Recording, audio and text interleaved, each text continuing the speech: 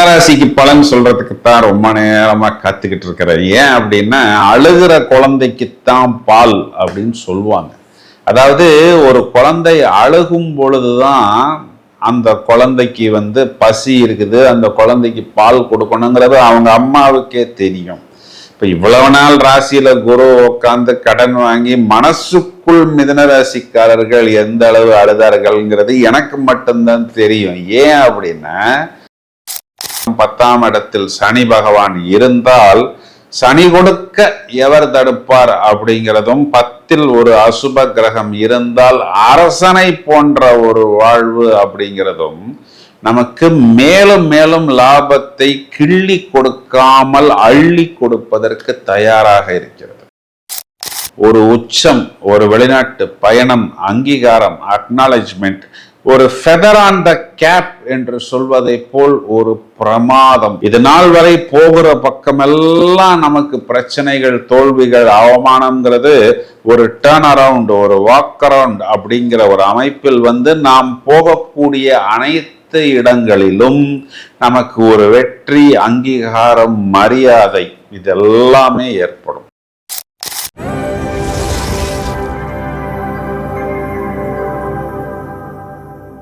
புதிதாக இந்த நிகழ்ச்சியை காண்பவர்கள் அனைவரையும் வரவேற்கிறோம். 25 வருட அனுபவம் நிறைந்த எனது பெயர் வேல் சங்கர், ஆஸ்ட்ரோ நியூமராலஜிஸ்ட். 20,000 குழந்தைகளுக்கு மேல் பெயர் அமைத்துள்ளோம். ஏராளமான ஜோதிடம் மற்றும் வாஸ்து, எண் கணிதம் சம்பந்தப்பட்ட தகவல்களை இதற்கு முன்பு வலைத்தளங்களில் தெரிவித்துள்ளோம். ஏற்கனவே எங்களது நிகழ்ச்சிக்கு பழகிய உங்களை வரவேற்கிறோம்.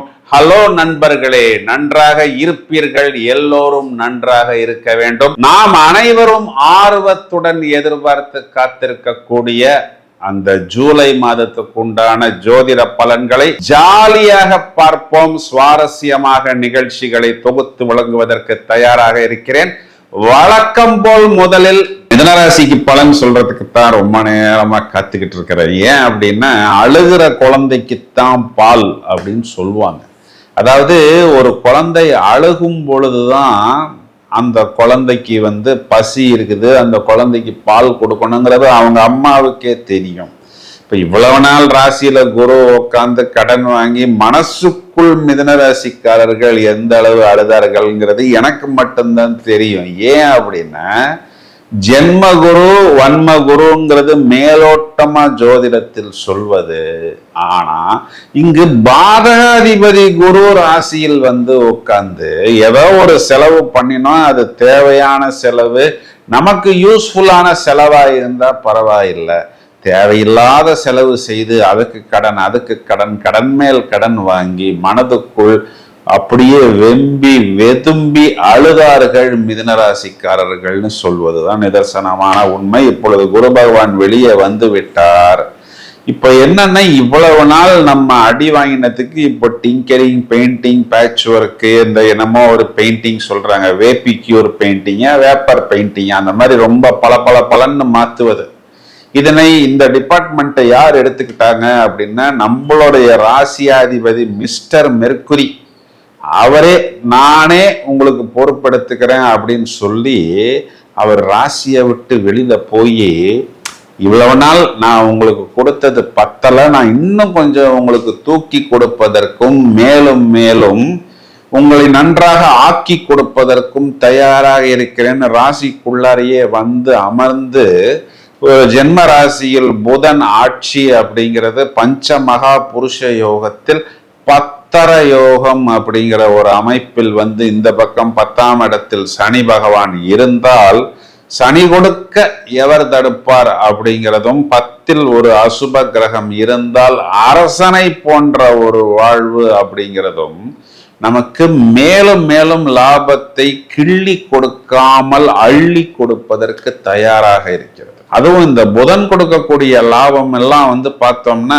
ஏதோ போனோம் எனக்கு லக்கு வந்துச்சு அப்படிங்கிற மாதிரி ஒரு லாபமாக இல்லாமல், மிதுனராசி மண்டலத்துக்குள் திருவாதிரை நட்சத்திரம், புனர்பூச நட்சத்திரத்தில் இங்கு புஷ்கர நவாம்சம் மேலும் வர்க்கோத்தம் என்ற 2 நிலைகளையும் பெறுவதனால் ராசியாதிபதி யாருமே யோசிக்காத பிரமாதமான புத்திசாலித்தனத்தை தூக்கி கொடுப்பார். அப்படின்னா என்னாகும், ஒரு ரொம்ப நாளைக்கு ஒரு காம்ப்ளெக்ஸ்டா இருக்கக்கூடிய ஒரு சிச்சுவேஷனுக்கு ட்ரபிள் ஷூட் செய்து அந்த ஒரு சொல்யூஷனை கண்டுபிடித்து எக்ஸ்ப்ளோர் பண்ணி ஒரு உச்சத்துக்கு போவது. அதாவது ஒரு ரசவாத விந்தைன்னு சொல்லலாம். ஒரு ஃபார்முலாவை கண்டுபிடித்தது, அது தொழிலாக இருக்கலாம், வியாபாரமாக இருக்கலாம். அந்த ஃபார்முலா அப்படிங்கிறது மற்றவர்கள் என்னன்னு புரிந்து கொள்வதற்கே 6 மாதம் இல்லைன்னா 1 வருடம் கூட ஆகும். அப்போ என்ன ஆகும், ஒரு உச்சம், ஒரு வெளிநாட்டு பயணம், அங்கீகாரம், அக்னாலஜ்மெண்ட், ஒரு ஃபெதர் ஆன் த கேப் என்று சொல்வதை போல் ஒரு பிரமாதம். இது நாள் வரை போகிற பக்கமெல்லாம் நமக்கு பிரச்சனைகள், தோல்விகள், அவமானம்ங்கிறது ஒரு டர்ன் அரவுண்ட், ஒரு வாக் அரவுண்ட் அப்படிங்கிற ஒரு அமைப்பில் நாம் போகக்கூடிய அனைத்து இடங்களிலும் நமக்கு ஒரு வெற்றி, அங்கீகாரம், மரியாதை இதெல்லாமே ஏற்படும். 2ஆம் இடம் குடும்பஸ்தானத்துல 2 ஒளி கிரகம், 2 இனிப்பு கிரகம், 2 சுப கிரகம். அதுல 1 கோல்டு, இன்னொன்னு சில்வர். அப்படின்னா என்ன அர்த்தம், இத்தனை நாள் அடகு வச்சு கோல்டு சில்வரை எல்லாம் வெளியில் நாம் எடுத்து வந்து விடலாம். புதிதாக நாம் கோல்டு சில்வர் இதையும் வாங்கக்கூடிய அமைப்பு. ஏன்னா இங்கு சுக்கிரன் 3ஆம் இடம் வெற்றி ஸ்தானத்தில் வருகிறது. இப்போ 3ஆம் இடம் அப்படிங்கிறது காம திரிகோணத்தில் வரும். இந்த 3ஆம் இடத்தில் இருக்கக்கூடிய சுக்கிரனை 9ஆம் இடத்தில் இருக்கக்கூடிய ராகு பார்க்கிறார். அப்போ ராகு என்ன பண்ணுவாருன்னா சுக்கிரனை தூண்டி விடுவார். இப்போ பொதுவாகவே மிதுன ராசிக்காரர்கள் ரொம்பவும் சுறுசுறுப்பாக பரபரப்பாக இருப்பார்கள். இது காலகட்டங்களில் பளபளப்பாகவும் இருப்பார்கள். அப்போ நிறைய புது நண்பர்கள், நண்பிகள், திருமணம் ஆகாத நபர்களுக்கு, ஆண் நபர்களுக்கு கூட தேடி வரும். ஏன் அப்படின்னா இங்க 11க்குரியவன் 12. இப்போ 3, 7, 11, 12 ஆக்டிவேட் ஆகிறது. இப்போ உங்களுக்கு விகடகவியாக அப்படியே ரொம்பவும் ஆக்டிவாக ஒரு இன்டலெக்சுவலாக செயல்படக்கூடிய ராசி அதிபதி ராகுவிற்கு திரிகோணத்திலும், சுக்கிரன்கிறவர் ராகுவுக்கு கேந்திரத்திலும் நேரடி பார்வையாக அமர்கிறது. இப்போ ராகு சுக்கிரன் சேர்க்கைக்கு என்ன எஃபெக்டோ அதே எஃபெக்ட் ராகு சுக்கிரன் பார்வைக்கும் இருக்கிறது. அப்போ உங்களுடைய 3ஆவது ராசி சிம்ம ராசி மண்டலத்திலும் நான் சொன்ன மாதிரி பூர நட்சத்திரத்தில் புஷ்கர நவாம்சம், உத்திர நட்சத்திரத்தில் புஷ்கர நவாம்சம், அதே பூர நட்சத்திரத்தில் வர்க்கோத்தமம் அப்படிங்கிற ஒரு நிலையும் ஏற்படுகிறது. இதனுடைய அர்த்தம் என்னன்னா 100% ஆற்றலை வெளிப்படுத்த வேண்டிய கிரகங்கள் அந்தந்த நட்சத்திர பாதங்களை கடக்கும் பொழுது 200% ஆற்றலை வெளிப்படுத்தும். அதான் இப்ப அந்த 1 வாங்கினா 1 ஃப்ரீன்னு சொல்வதை போல் ஒரு பேக்கேஜாக வரும். நல்ல விஷயங்கள் மட்டுமல்ல. 3ஆம் இடம் காம திரிகோணத்தில் வருகிறது. இதுல என்ன நமக்கு ஒரு பெரிய ஒரு பிளெஸிங் அண்ட் டிஸ்கைஸ்னா அந்த இடத்துல கேது பகவான் இருக்கிறார். அவர் ஒரு கத்திரிக்கோள், தேவையில்லாத விஷயங்களை லேசாக அப்படியே கட் பண்ணி விடுவார். ஆனா வெற்றியை கட் பண்ண மாட்டார். அப்போ திங்கட்கிழமைகளில் மகா கணபதி வழிபாடு உங்களுக்கு மேலும் மேலும் நல்ல அபிவிருத்தியை ஏற்படுத்தி கொடுக்கும். அதிர்ஷ்டஸ்தானத்தில் ராகு உங்களுக்கு நட்பு கிரகம்ங்கிற வரிசையில் வருவதனாலும், நட்பு வீட்டில் இருப்பதனாலும், வீடு கொடுத்த சாட்டானுக்கு கேந்திர பலம் அப்படிங்கிறதுனாலும் ராகு நமக்கு லக்கையும் வாய்ப்பையும், குறிப்பா வெளிநாட்டு பயணத்தையும், அங்கே போய் நமக்கு அங்கீகாரத்தையும் கண்டிப்பாக நமக்கு ஏற்படுத்தி கொடுப்பார். எப்படி பார்த்தாலும் இது எல்லாமே பிளஸ் பாயிண்ட் தான். இப்ப எல்லா கிரகங்களுமே ராகு கேது அச்சுக்குள் வருகிறது. இது காலசர்ப்ப தோஷம். ஆனா நம்மை பொறுத்தவரை இது காலசர்ப்ப யோகமாக மாறும். இது எல்லாமே நமக்கு ஒரு பிளஸ் பாயிண்ட் தான். மேலும் இங்கு 10ஆம் வீட்டுக்கு அதிபதி குரு சொந்த வீட்டை பார்க்கிறார். அவர் 9ஆம் வீட்டுக்கு அதிபதியான சாட்டானை பார்ப்பது தர்ம கர்ம அதிபதி யோகம். இப்ப ராகு சுக்கிரன் பார்வைங்கிறது ராஜயோகம், குரு சனி பார்வைங்கிறது ராஜயோகம், 10ஆம் பாவத்தில் சாட்டான்கிறது ஒரு ராஜயோகம், ராசியில் புதன் ஆட்சி உச்சம் பத்தர யோகம்ங்கிறது ராஜயோகம். இந்த மாதிரி நம்ம சொல்லிக்கிட்டே போனா உள்ளுக்குள்ள நிறைய ராஜயோகங்கள் கிடைக்கும். எல்லாமே இனிப்பாவே இருக்கே அப்படின்னு பார்த்தால் மைனஸ் பாயிண்ட் 12ஆம் இடத்தில் வரக்கூடிய அந்த செவ்வாய். செலவுகள் செய்வோம். வரக்கூடிய லாபத்தை நாம் சிதறடிக்காமல் பார்த்து கொள்ளணும். எந்த மாதிரி செலவுகள் செய்வோம் அப்படின்னு பார்த்தோம்னா, செவ்வாய் முதல்ல சூரியனுடைய நட்சத்திரம், அப்போ பித்துர் வர்க்கம், அப்பாக்கு சம்பந்தப்பட்ட நல்ல செலவுகளை நாம் செய்துதான் ஆக வேண்டும். அதையும் தவிர வெளியூர் வெளிநாடு பயணத்துக்காக நாம் செலவு செய்வோம். இரவு நேரங்களில் ஊர் சுற்றுவதற்காக செலவு செய்வோம். அதில் நம்ம தனியா செலவு செய்யாம 2 பேரை 3 பேரை கூட்டிட்டு போய் தேவையில்லாத செலவுகள் செய்வோம். இதெல்லாம் ஏன் சொல்றேன் அப்படின்னா, இந்த மாதிரி விஷயங்களை நாம் கொஞ்சம் அவாய்டு செய்து கொண்டால் அப்போ அந்த பணம்ங்கிறது நமக்கு மிச்சமாகும்.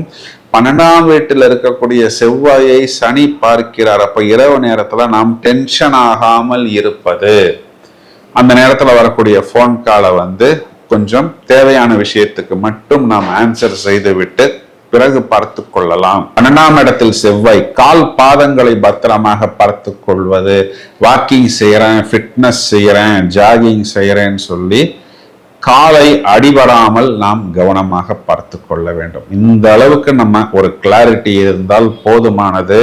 பேனிக் ஆவதற்கு எதுவுமே இல்லை. தேடி பார்த்தா மைனஸ்ங்கிறது ஒரு 10%க்குள்ளாகத்தான் இருக்கிறது.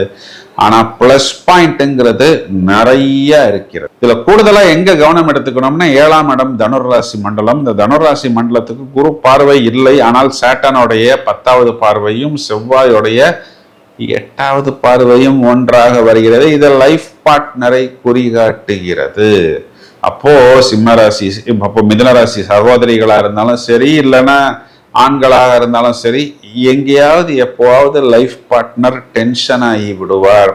அப்போ அவர் டென்ஷன் ஆகும் பொழுது நாமும் டென்ஷன் ஆகாமல், அவர் பக்கமே தப்பு இருந்தாலும் அந்த நேரத்தில் பிளாஸ்ட் ஆகாமல், பர்ஸ்ட் ஆகாமல், அவர் பேசினா பரவாயில்ல, பேசிட்டு போகட்டும்னு விட்டு பிறகு கொஞ்ச நேரம் கழித்து சமாதானப்படுத்தி, நீ பேசினது தப்பு, இப்படி பேசக்கூடாது, ஏன் இப்படி பர்ஸ்ட் ஆகிற, கொஞ்சம் you have to console your self அப்படிங்கிற மாதிரி கொஞ்சம் புத்திசாலித்தனத்தையும் அறிவுரையும் எடுத்து சொன்னால் அதுவே போதுமானது. இதுல வேற பேனிக் ஆவதற்கு எதுவுமே இல்லை. 7ஆம் இடம்ங்கிறது நம்மளுடைய நடு வயரை குறிக்கிறது. அப்ப அந்த உணவு முறை, உணவு கட்டுப்பாடெல்லாம் குறிப்பா வயதில் மூத்த நபர்கள் இந்த காரமான உணவு எடுத்துக்கொள்வது, லேட் நைட் ஃபுட் எடுத்துக்கொள்வது, ரொம்பவும் இந்த கலர், சிந்தட்டிக் கலர்ஸ் சேர்த்த உணவுகளை எடுப்பது, இதையெல்லாம் தவிர்த்து கொஞ்சம் ஆர்கானிக்கான இயற்கையான உணவை எடுத்துக்கொண்டால் உங்களது உடலை நீங்கள் பத்திரமாக பார்த்து கொள்ள முடியும். கண்டிப்பாக ராசியாதிபதி புதன், புத்தி காரகன், புத்திசாலித்தனத்தை குறிகாட்டக்கூடிய புதன் ராசியில் ஆட்சி அப்படிங்கிறதுனால் பிரமாதமான புத்திசாலித்தனத்தை கண்டிப்பாக வெளிப்படுத்துவார்கள்னு சொல்வதுதான் நிதர்சனமான உண்மை. இந்த வாய்ப்பை பிரமாதமாக உபயோகித்துக் கொள்ளுங்கள். வாழ்த்துக்கள். இப்பொழுது நாம் இதுவரை பார்த்த இந்த பலன்களுக்கு உண்டான கிரக நிலைகளை எடுத்துக்கொண்டால், ஜூலை மாதம் 5ஆம் தேதி சுக்கிரன் என்ற கிரகம் சிம்மராசி மண்டலத்துக்குள் சஞ்சாரம் செய்ய இருக்கிறார். மேலும் ஜூலை மாதம் 17ஆம் தேதி ஆடி மாதம் பிறக்க போகிறது. சூரியன் மிதுன ராசியிலிருந்து கடகராசி மனைக்குள் சஞ்சாரம் செய்ய இருக்கிறார்.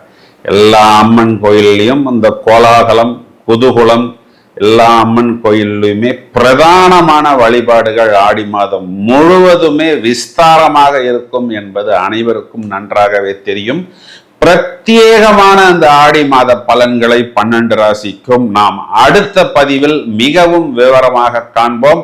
அதுவரை தொடர்ந்து இணைப்பில் இருங்கள். மேலும் இந்த பதிவை உங்களது நண்பர்களுக்கும் உறவினர்களுக்கும் ஷேர் செய்யுங்கள். வாழ்த்துக்கள். வெற்றி. Thank you friends.